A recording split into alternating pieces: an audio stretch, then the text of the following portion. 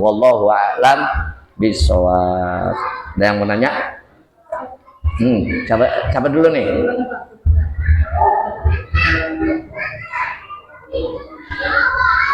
Waalaikumsalam warahmatullahi wabarakatuh.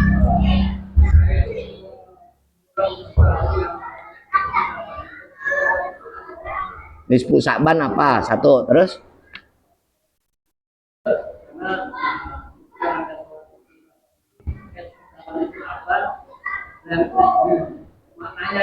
Ya, itu. Baik, saya jawab dulu ini ya.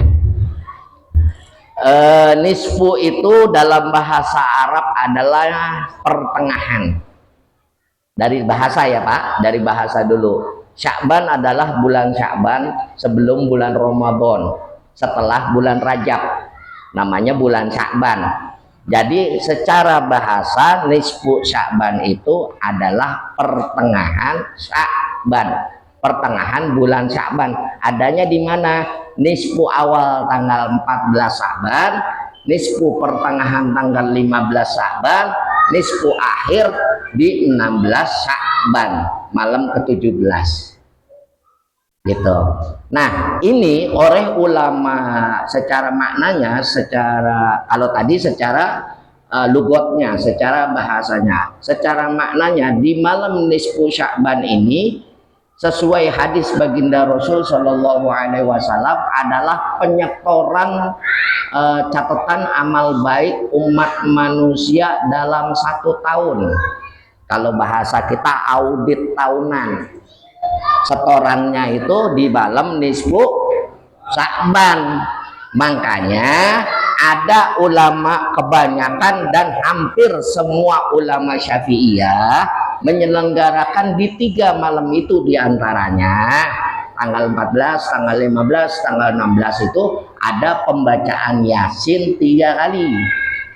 Yang pertama minta panjang umur dalam taat ibadah, yang kedua minta dimurahkan rezeki yang halal dan banyak dan berkah, yang ketiga dimatikan dalam kekuatan iman dan Islam serta husnul khotimah. Tuh niat baca Yasinnya gitu untuk mengagungkan, menghidupkan malam nisfu Sya'ban itu pada saat amal tahunan kita diangkat, disetor. Nah, 2 minggu setelah Sya'ban itu tidak ada lagi puasa sunnah, kecuali sunnah yang sudah menjadi rutinitas pribadi kita. Contoh, biasa ngamalin Senin Kemis, boleh tuh. Kalau kodok boleh, kodok wajib boleh. Tapi puasa sunnah yang cuman apa namanya puasa amalan contohnya, atau puasa sunnah yang nggak biasa kita lakukan, itu tidak boleh lagi dikerjakan di situ. Bolehnya kita ingat kita punya utang nggak, kewajiban dalam 2 minggu setelah nisfu itu. Makanya masuknya nisfu Sya'ban, kenapa sih ulama begitu antusiasnya menghidupkan malam nisfu Sya'ban itu? Karena maknanya adalah ketika amalan kita disetor, amalan kita dihitung, naik ke hadapan Allah Subhanahu wa Ta'ala, kita dengan pembaharuan, dengan mengambil hatinya Al-Quran, kita baca banyak baca secara berjamaah. Hati ya, surah Yasin itu kan hatinya Al-Quran ya Pak. Itu dasarnya ulama menganjurkan dan membuat risalah doa nisfu Sya'ban. Nisfu Sya'ban itu doa karangan siapa Ustadz? Ditanya lagi, saya tambahin, nggak pakai ditanya, saya lebihin pertanyaannya. Doa nisfu Sya'ban itu bukan karangan Rasulullah, bukan karangan sahabat.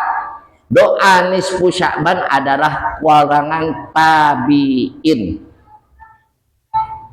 Tapi direstui oleh siapa? Direstui oleh Sultanul Aulia Asy-Syaikh Abdul Qadir Al-Zailani qaddasallahu sirrahul aziz. Ya, paham ya Pak? Wallahu a'lam. Paham ya? Dah.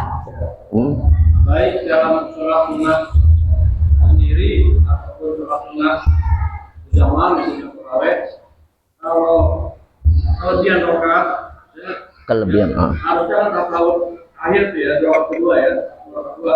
Lanjut nih, rakaat ketiga terus turun lagi sih, lanjut sampai rokaat 4 ada sholat sunat. Sholat sunnah. Jadi sama aja sholat satunya 4 rokaat aja dah gitu.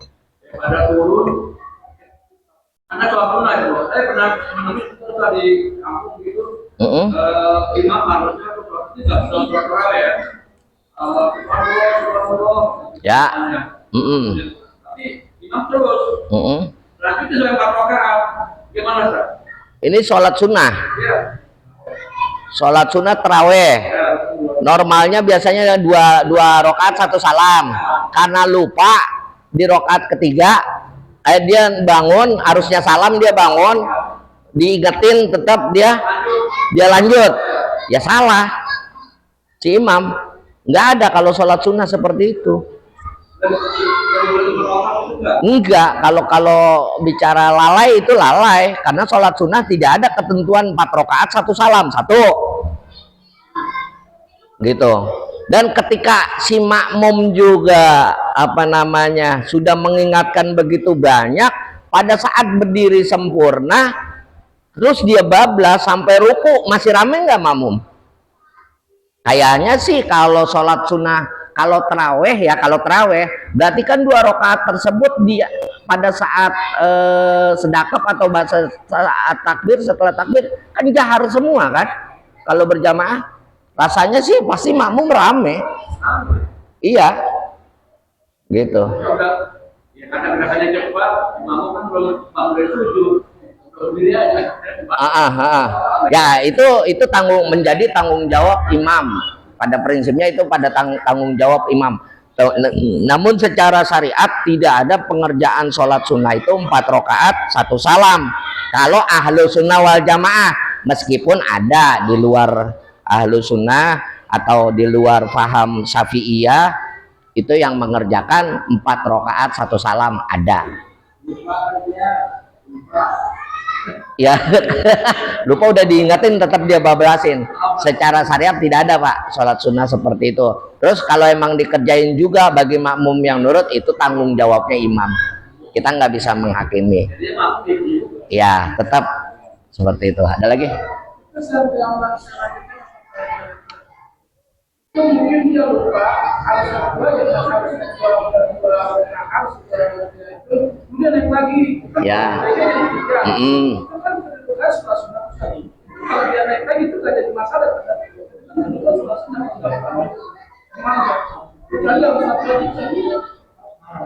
Maksudnya gimana? Jadi 3 rakaat di fullin. Mungkin dijadikan masih 1 rakaat, maka sebetulnya 2 rakaat. Ya.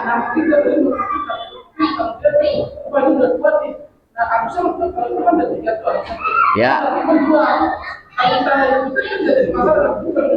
Kita ngikutin nih. Perkaranya di imam apa di kita? Maksudnya yang ngikutin. Pertanyaannya yang ngikutin apa yang si imam? Kita ngikutin imam. Kalau ngikut, yang namanya makmum nggak ada salahnya Pak. Nggak ada, mau sholat wajib mau sholat sunnah nggak ada salahnya. Itu perlu digarisbawahin dulu ya. Ketika kita berjamaah, kita mengikuti imam, memasrahkan rukun sholat kita kepada imam, itu tidak akan jadi masalah apa-apa.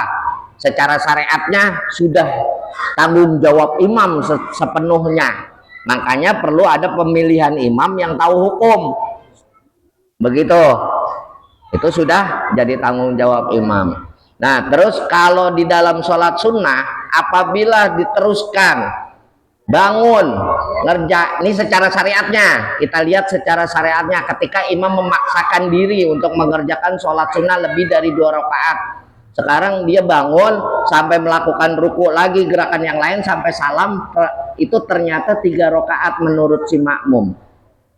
Kalau menurut si makmum kan 3 rakaat,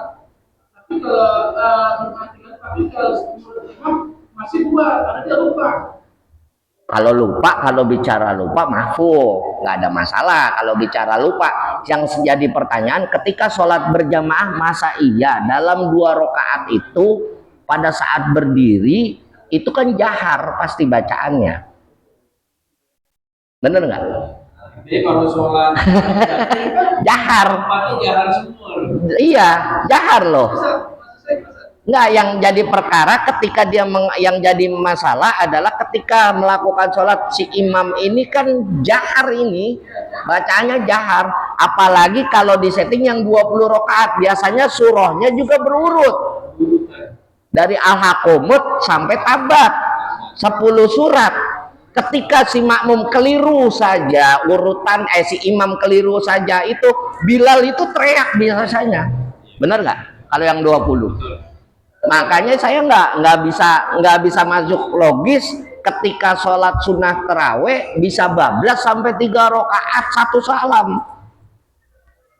Bagaimana ceritanya? Kalau maghrib logis.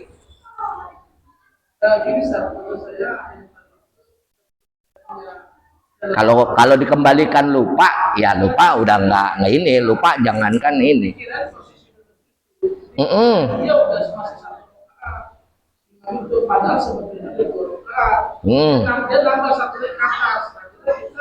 Oke. Ya. Betul. Ya. Ya. Oke, iya. Terus perkaranya naik sempurna nggak sampai 1 rakaat di rakaat ketiganya? Apakah ketika naik itu makmum nggak teriak? Kalau itu pada situ nggak teriak, itu pada sempurna. Di rakaat ketiga, di rakaat ketiga makmum tepat subhanallah. Harusnya si imam jangan diteruskan duduk tahiyat akhir langsung turun, tahiyat akhir langsung salam, atau kalau mau duduk tahiyat akhir sujud sahwi. Kalau ahlu sunnah sih begitu, kalau ahlu sunnah nggak tahu kalau yang lain.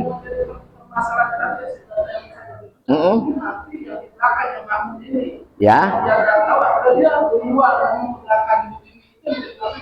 Oh, kalau kan tadi saya bilang perkara makmum adalah nggak ada salahnya. Kalau perkara gunjingan lah itu yang harus diluruskan. Makanya pentingnya ngaji begitu, gitu, gunjingan itu, ya, gitu. Kalau kita jadi imam pada saat taraweh diingetin pada saat sempurna itu kan jahar, semuanya jahar. Kalau taraweh jelas semua, keluar suara semua, turun tahiyat akhir gitu. Kalau enggak ya balesin dengan sujud sahwi gitu. Ya. Di dalam sholat kita kan diharuskan membaca surat Fatihah. Ya wajib, ya rukun. Wajib betul. Artinya makhluk panjang pendeknya harus betul. Apakah itu berlaku untuk seluruhnya? Apakah hanya untuk imam? Misalkan kita sholat sendiri, apakah kita harus sesempurna itu, ataukah memang harus imam aja yang sesempurna itu? Karena sampai walad dolin gitu, maksudnya sampai walad dolin. Ya, jadi jika kita sholat sendiri ada nilai ta'ala, apakah kita juga harus Fatihahnya harus benar? Apakah kita karena kebodohan kita, jadi kita hanya mampunya segitu. Tapi jika ada imam yang bacanya benar, nah kita ikut. Tapi jika kita sholat sendiri, apakah kita harus benar juga baca Fatihahnya? Karena kebodohan kita. Maksudnya kita waktu jadi jadi makmum, idealnya baca Fatihah itu kan harus betul. Ya. Makmumnya dalam. Ya betul. Itu idealnya. Ya. Tapi kalau kita sholat sendiri, apakah kita harus juga begitu? Oh, apakah sama? Gitu, apakah sama hukum membaca Fatihah ketika sendiri maupun berjamaah? Begitu pertanyaannya, maksudnya sama, nggak ada bedanya. Jangan bentang-bentang jadi makmum, Fatihah gua salah-salahan aja udah ditalangin sama imam, begitu kan maksudnya? Ada yang sholatnya segelas-gelas. Baik. Ya. Ya, apa kalau untuk maupun imam, satu yang perlu digarisbawahi sebagai dasar adalah Fatihah itu rukun dalam sholat. Enggak dia makmum, enggak dia imam, enggak dia sholat sendiri, enggak dia sholat berjamaah. rukun mau nggak mau harus mau dipenuhin, nggak bisa ditawar. Yang namanya rukun, contoh rukun nikah, ada pengantin laki dan perempuan, nggak ada pengantinnya, ada mas kawinnya doang. Siapa nggak? Contoh ini kerjaan yang lain gitu. nggak nggak nggak sah gitu.